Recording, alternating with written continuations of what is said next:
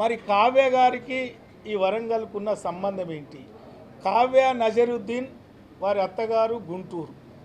మరి ఆ Guntur వాసికి Warangal parliament ticket ఏం అవసరం?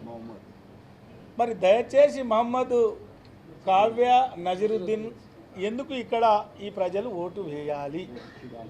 నేను మీ బిడ్డగా, ఇక్కడ పుట్టి పెరిగిన బిడ్డగా, ఈ ప్రజల మధ్యలో ఉన్న బిడ్డగా, ఈ ప్రజల మధ్య కష్ట సుఖాలు పంచుకున్న బిడ్డగా, మరి నేను ఒకటే మనవి చేస్తున్నా, మరి గుంటూరు వాసి కావాలా, మీ బిడ్డ కావాలా?